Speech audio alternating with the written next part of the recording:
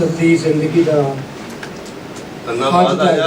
अज का जो टाइम है कि किसी बंदे को बुलाने वास्ते इन्ने घट जुमले ये आला जरफी है।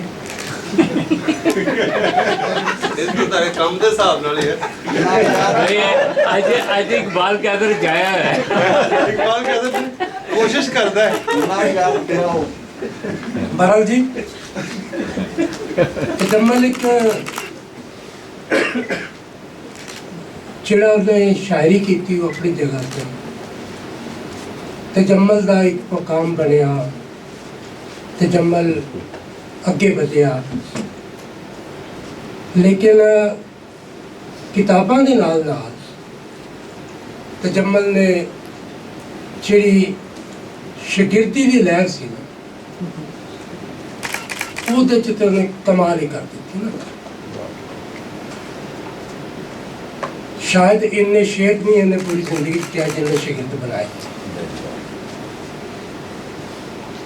ਔਰ ਇਹ ਸ਼ਾਗਿਰਦਾਂ ਦਾ ਬਣਨਾ ਜਿਹੜਾ ਸੀ ਨਾ ਉਹਦਾ ਅਸਲ ਦੇ ਵਿੱਚ ਉਹ ਛੋਟੀ ਬਹਿਰ ਸੀ, 4 ਫੇਲ ਦੀ ਬਹਿਰ ਜਿਹੜੀ ਸੀ ਆਮ ਬੰਦਾ ਵੀ ਉਹਦੇ ਚ ਗੱਲਬਾਤ ਕਰ ਸਕਦਾ ਸੀ।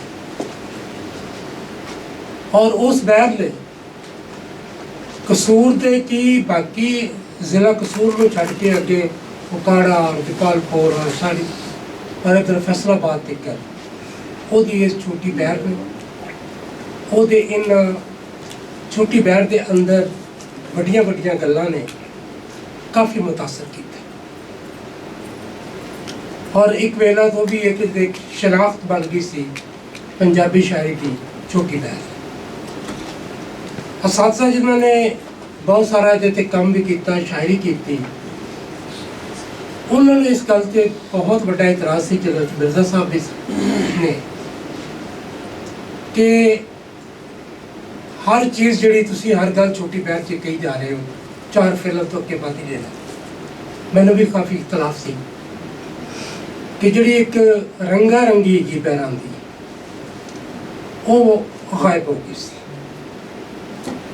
इस तो इलावा कोई इख्तलाफ नहीं सी। जो मर्जी किसी ने कोई जिस तरह की मर्जी जी मर्जी बहर च गल करे काम करे, ठीक है, कोई मसला नहीं। जिवें कि अब्बास साहब ने दसिया कि मेरी मैं पहली बार तजम्मल लो कंगनपुर के उस मुशायरे च सुनिया ते वेखिया। उन्हों का मेरा पहला तारफ कोई तारफ नहीं होया, सिर्फ स्टेज पर आया एक नौजवान, उन्हें अपनी शायरी पढ़ी, बाद असी खाने शाने के इकट्ठे होए अब्बास साहब के घर ही थे, बल्कि हाई स्कूल से मेरे ख्याल या स्टेशन के बाद मैं स्टेशन के बाद किया कंगनपुर स्टेशन तो बाद बड़ा स्टेज लगा और उत्ते मुशायरे तारफ असल दे विच जिहड़ा तजम्मल दे नाल मेरा होया वो ओहदी बैठक दे विच होया ओहदे घर। और उत्थे ले जाने वाला जो बंदा से वो आबाद नबीद शाह से। असी कंगनपुरी गए सब मुशायरे, उतो असी तजम्मल को चले गए और फिर सारी रात जी असी वो शेरो शायरी आती रही। फिर बहुत सारिया मुलाकात उसकी बैठक के विच, बल्कि लास्ट मुलाकात और आखिरी बारी जो मैं मिलिया तो ਉਹਦੇ घर बह गया और नाल हरमीत विद्यार्थी सी, नाल बाकी वो इंडियन जी कॉन्फ्रेंस सी इस मौके के उत्ते ते ਉਹਦੀ उस बैठक तो बाहर ਜਿਹੜੇ नाल पुलिस वाले सन मैनूं कहंदे पुलिस मैन कह रहा है कि वो बाबा जी वो घर ना भुल जाए जे वेख लवो। तो मैं उन्होंने कहा कि यार ये घर भुलना नहीं है। तो अंदरों तजम्मल की आवाज़ आई बड़ी कड़ाकेदार, जे कैसर ने मेरा घर भुल जाना, ये इस बैठक को भुल जाना है तो फिर होर किनू याद रहेगी। सो इस तरह ये ਉਹਦੀ मेरी आखिरी मुलाकात सी जी ਉਹਦੇ घर ਦੇ ਵਿੱਚ ਹੋਈ। जितों तक अब्बास साहब ने गल की एडिटिंग एक एडिटर होने की, तो वो एडिटर को मिले कमाल करते हो बादशाह गुरमुखी च किताब छपी और उन्होंने कई साहब ने एडिट किया है। हरमीत विद्यार्थी कई साहब और पूरी एक टीम से जिन्होंने और वो किताब ਗੁਰਮੁਖੀ 'ਚ ਛਪੀ ਹੈ। ਇੱਧਰ ਅਗਰ ਉਹਨੂੰ ਛਾਪਿਆ ਜਾਵੇ ਉਸ ਤਰੀਕੇ ਦੇ ਨਾਲ ਤਾਂ ਉਹਦੀ ਸਾਰੀ ਸ਼ਾਇਰੀ ਦਾ ਨਿਚੋੜ ਹੈ। ਉਹਦੇ ਵਿੱਚੋਂ ਉਹ तमाम ਗਜ਼ਲਾਂ ਜਿਹੜੀਆਂ ਕਿ ਨਹੀਂ ਸੀ ਹੋਣੀਆਂ ਚਾਹੀਦੀਆਂ, ਉਹ ਗਜ਼ਲਾਂ ਵਿੱਚੋਂ ਕੱਢ ਦਿੱਤੀਆਂ ਗਈਆਂ। सारे मजमूए कलेक्शन है ਤਕਰੀਬਨ ਸਾਰਿਆਂ ਦੀ इंतखाब। ਹਾਂ ਇੰਤਖਾਬ। ਲੇਕਿਨ ਉਸ ਤੋਂ ਬਾਅਦ ਜਿਹੜੀ ਇਹਦੀ ਇੱਕ ਕਿਤਾਬ ਆਈ ਉਹ ਉਹਦੇ 'ਚ ਸ਼ਾਮਲ ਨਹੀਂ ਹੈ। ਉਹਦੇ 'ਤੇ ਕੰਮ ਹੋ ਸਕਦਾ ਹੈ ਔਰ ਬਹੁਤ ਅੱਛਾ ਹੋ ਸਕਦਾ ਹੈ ਕੰਮ। ਖੈਰ ਬਹਰਹਾਲ ਤਜਮਲ ਦੇ ਨਾਲ ਉਸ ਬੈਠਕ ਦੇ ਵਿੱਚ ਮੇਰੇ ਖਿਆਲ ਹੀ ਘੱਟੋ ਘੱਟ 40-50 ਮੁਲਾਕਾਤਾਂ ਹੋ ਗਈਆਂ। ਔਰ ਇਹ ਠੀਕ ਹੈ ਕਿ ਉਹਦਾ ਪੰਜਾਬੀ ਤਾਰੀਖ ਦੇ ਨਾਲ ਕੋਈ ਤਾਲੁਕ ਨਹੀਂ ਸੀ, ਕਦੇ ਗੱਲ ਵੀ ਨਹੀਂ ਸੀ ਕਰਦਾ, ਹੁੰਦੀ ਵੀ ਨਹੀਂ ਸੀ। ਉਹਦਾ ਬਾਕੀ ਕਿਸੇ ਦੀ ਕਿਤਾਬ ਨੂੰ ਪੜ੍ਹਨਾ ਜਾਂ ਉਹ ਬਸ ਕੁਝ ਸ਼ੇਰ ਸੁਣ ਲਿਆ ਤਾਂ ਉਹਦੇ 'ਤੇ ਗੱਲਬਾਤ ਹੋ ਗਈ, ਕਿਤਾਬ ਕੋਈ ਨਹੀਂ ਸੀ। ਬਲਕਿ ਉਹਦੀ ਬੈਠਕ ਦੇ ਵਿੱਚ ਕਦੇ ਕਿਤਾਬ ਅਸੀਂ ਵੇਖੀ ਨਹੀਂ ਸੀ ਕਿਸੇ ਦੂਸਰੇ ਸ਼ਾਇਰ ਦੀ।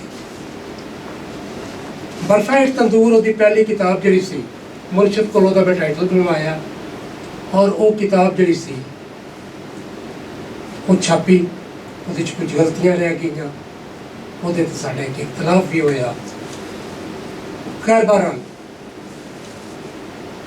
ਮੇਰੇ ਨਾਲ ਉਹਦਾ ਇਖਤਲਾਫ ਜਿੱਥੇ ਜਾ ਕੇ ਹੋਇਆ ਔਰ ਬਹੁਤ ਸ਼ਦੀਦ ਹੋਇਆ, ਮੈਂ ਉਹਨੂੰ ਇਹ ਗੱਲ ਯਾਦ ਕਰਵਾਉਣ ਦੀ ਕੋਸ਼ਿਸ਼ ਕੀਤੀ, ਇਸ ਗੱਲ ਨੂੰ ਬਿਲਕੁਲ ਵਜ਼ਾਹਤ ਕਰਨ ਦੀ ਕੋਸ਼ਿਸ਼ ਕੀਤੀ, ਲੇਕਿਨ ਉਹ ਆਖਰੀ ਦਮ ਤੱਕ ਨਹੀਂ ਮੰਨਿਆ।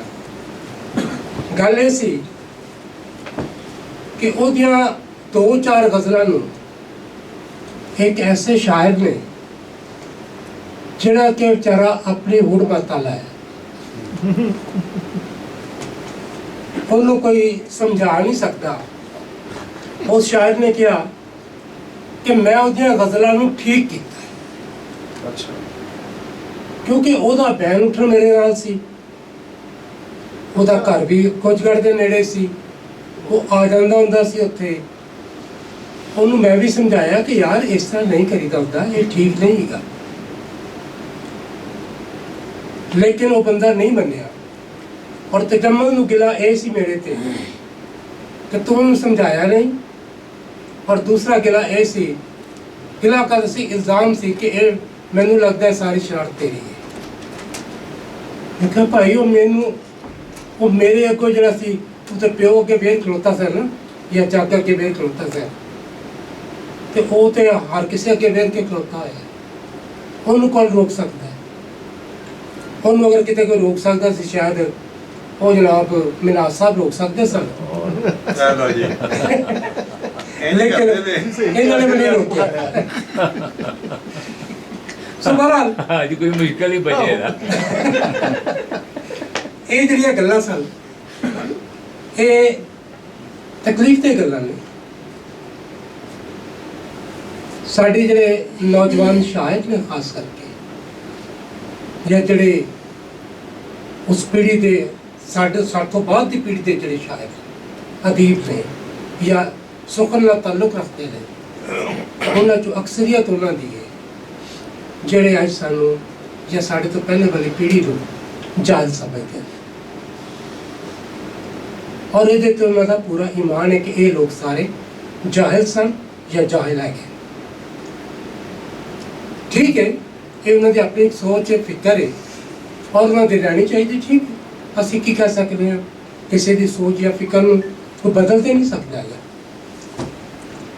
ਖੈਰ ਬਹਰਹਾਲ ਤਜਮਲ ਦੇ ਨਾਲ ਫਿਰ ਦੂਸਰੀ ਜਿਹੜੀ ਸ਼ਖਸੀਅਤ ਮੇਰੇ ਨਾਲ ਉੱਥੇ ਜਾਂਦੀ ਰਹੀ, ਉਹ ਸੀ ਖਾਲਿਦ ਅਰਮਾਨ।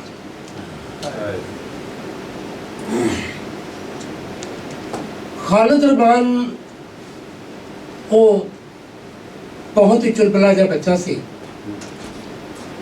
ਔਰ ਬਹੁਤ ਹੀ ਜਜ਼ਬਾਤੀ,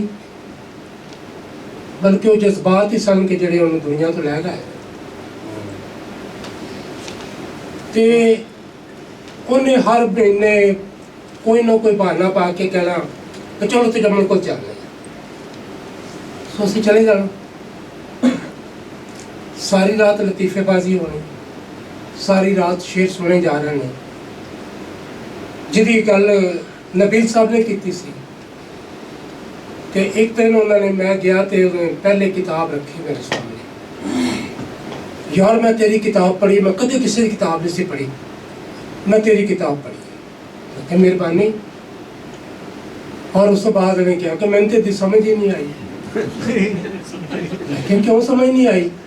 तू लफ्ज़ ही बहुत भारे भारे वरते ने, बहुत सारे लफ्ज़ों ने मानी नहीं आती। उन्हें निशान लाए इस किताब पे, ठीक है। असी फिर सारी रात बह के उन्हें लफ्ज़ों के मानी देखे, समझाए, गल की, और उन्हें फिर वो लफ्ज़ जड़े ने अपनी बहुत सारिया गज़लों च बहुत ही सोहने ढंग नाल वरते भी, ये कोई शक नहीं, उन्हें लफ्ज़ वरते भी। खैर बहरहाल एक दफ़ा गलबात होंदे होंदे रात में असीं बैठे थे, गलबात शुरू हो गई। कहते यार अगले महीने तुसी जरूर आया जे, भी खैर की होया है? अगले महीने साढ़े कोल इत्थे पिंड हैगा बैड़वाल, उत्थे एक अजीब किस्म का मेला लगता है, असीं उस मेले ते जाना। मैंने कहना बाबा जे तू वो मेला वेखने ना वेख्या तो फिर तो कुछ भी नहीं वेख्या। क्यों? ठीक है। उन्हें रात इन्ना को ग्लैमराइज किया, इन्ना को ने किया कि असी जनाब मेले ते पहुँच गए। वो मेला जड़ा दो बैड़वाल ने, एक मुल्तान रोड के उत्ते है और एक चूड़ियाँ के नाल है। चूड़ियाँ वाला जड़ा है उन्हें बैड़वाल खुर्द कहते हैं और दूसरा बैड़वाल तला है। असी बैड़वाल खुर्द चले गए, जाना सी। शामों शाम असीं उत्थे पहुंचे ते जम्मल दे कोल गपशप लगदी रही, मेले ते जाण दीयां तैयारियां हुंदियां रहियां। हुण होया कि तजम्मल साहब ने सवारी का बंदोबस्त किया, एक खोती रड़ी मंगवाई, ਉਹਦੇ ਉੱਤੇ रजाई एक विछाई, कोई तलाई तुली विछा ली, दो तीन सराहने रख लै, और एक जड़ा सी वो